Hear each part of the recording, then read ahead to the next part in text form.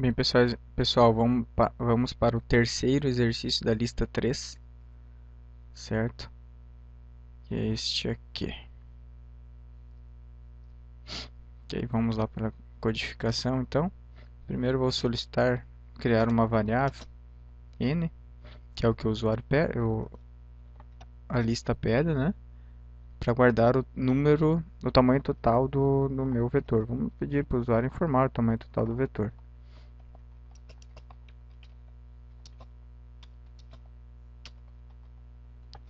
Digito o tamanho do vetor.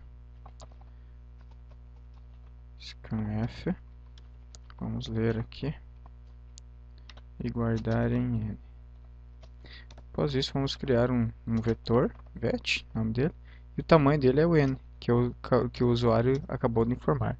Então, o usuário vai digitar aqui o tamanho do vetor, eu vou criar o vetor com o tamanho que o usuário informar. Após isso, vou fazer um laço de repetição.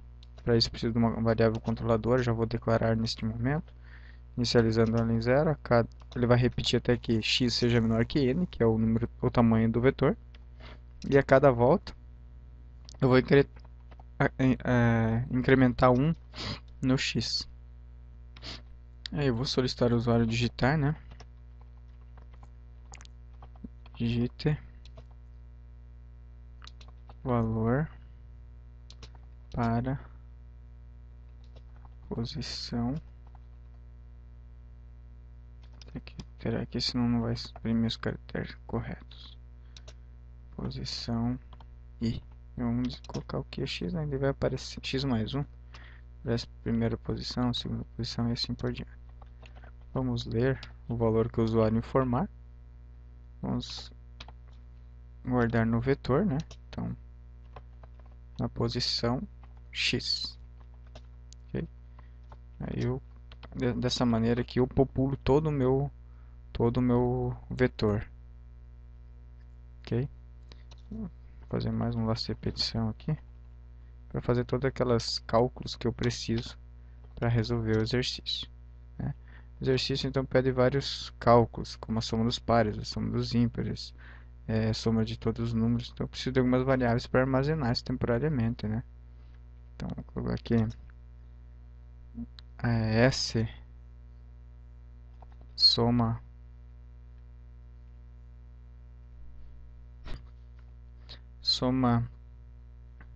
I, que representa a soma dos números inteiros, dos números ímpares, né?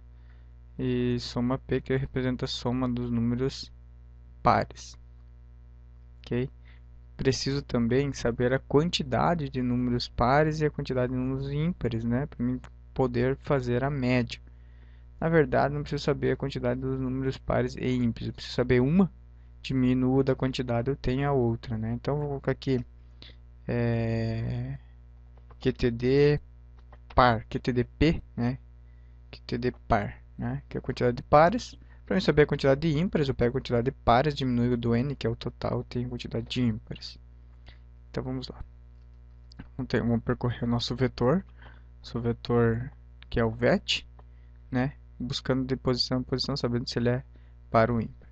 Então, vamos fazer aqui se vet na posição x mod de 2 for igual a 0, então ele é par, correto? Só vamos inicializar nossas variáveis aqui em cima valendo 0, senão nós não vamos obter o resultado esperado, né? Então vamos chegar aqui, soma P mais igual, mantém o que já tem, mais o vet na posição x, ok? E vamos QTD par, né? QTD par, vamos somar mais um ao QTD par. Caso se é a primeira vez o primeiro número for par, o QTD vale 0, passa a ser 1. Né? Fazer um else aqui, né? Se não entrou no de cima, entrou no de baixo, quer dizer que ele é ímpar. Então, se ele for ímpar, soma i mais igual vet na posição x.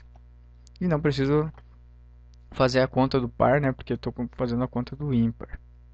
Ok? Beleza, estou somando aqui eu somo os pares e aqui eu somo os ímpares. Após isso, só apresentar os resultados. Printf Qual que é o primeiro? Vamos ver. Então, a soma dos números pares. Soma dos pares, dois pontos, porcento i, soma p. Depois a soma dos ímpares, né? A soma i, né? Depois a soma total. Soma de todos os números. Vou colocar aqui também, né? Soma geral. Então vai ser a soma P mais a soma I. Agora a média geral. A média geral.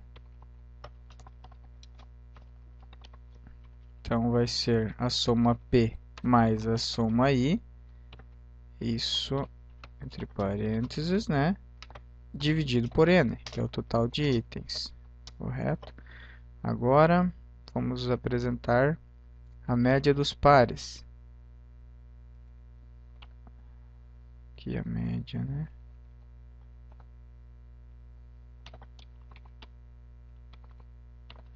Média dos pares. Então é a soma dos pares dividido pela QTD par. Agora a média dos ímpares.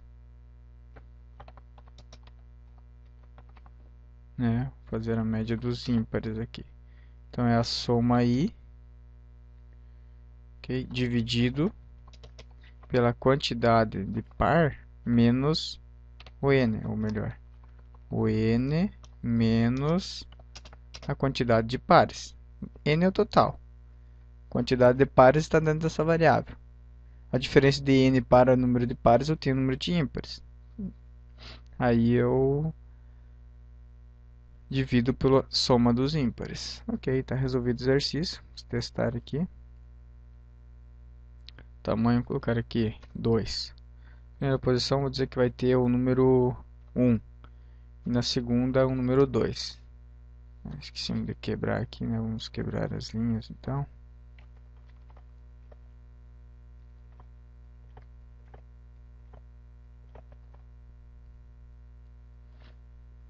Dois, 1 e 2. Então a soma dos pares é 2, a soma dos ímpares é 1,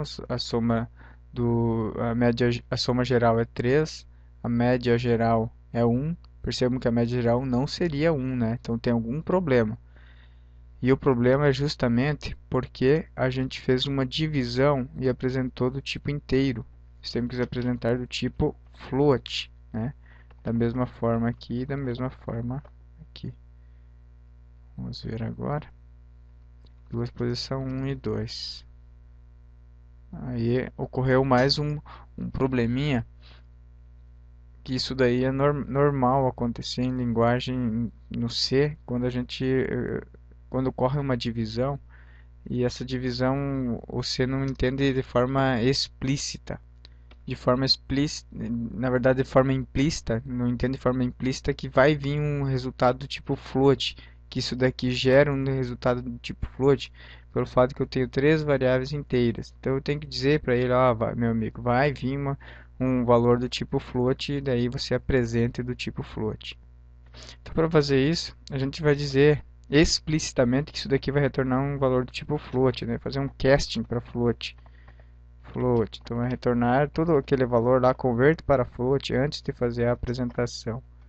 Da mesma forma, os três aqui, né? Se eu fizer agora, vai rodar belezinha.